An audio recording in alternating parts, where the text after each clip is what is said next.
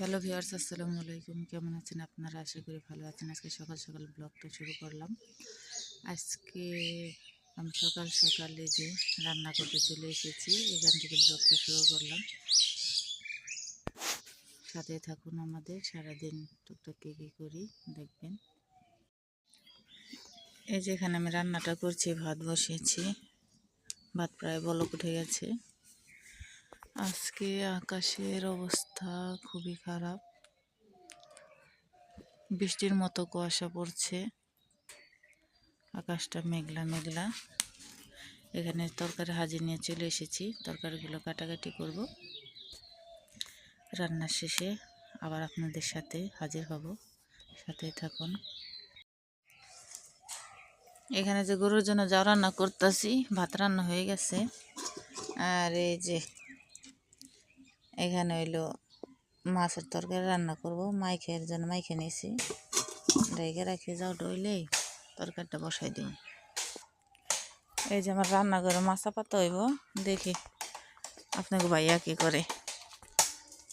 ওই বাঁশ কাটতেছে মাছা পাতনের লেগে। কে আজকে মাছা পাইতে লাইবে?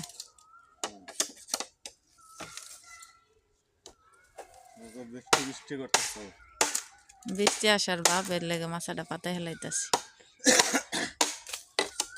বৃষ্টির লেগে তাড়াহুড়া করতেছে।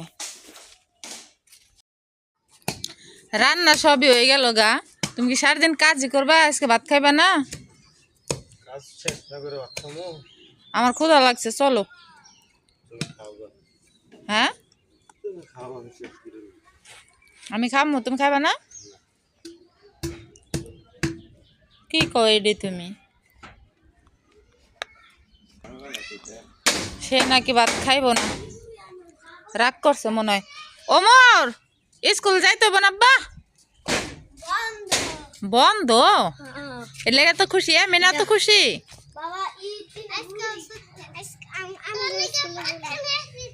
কিরে তুই কেডা? এই রান্নাঘরে চলে এসেছি, ভাত খাবো। দেখে আজকে কি কি রান্না করলাম।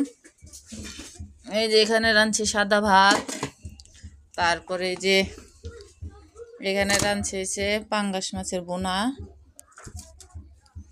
আরও রান্না করছি, এখানে রান্না করছি চচ্চড়ি মাছ দিয়ে।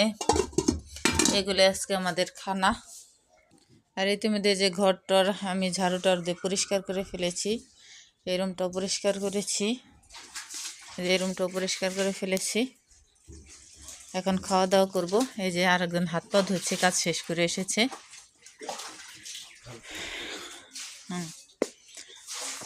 আজকের মতো এই পর্যন্তই আমাদের ভিডিওটা।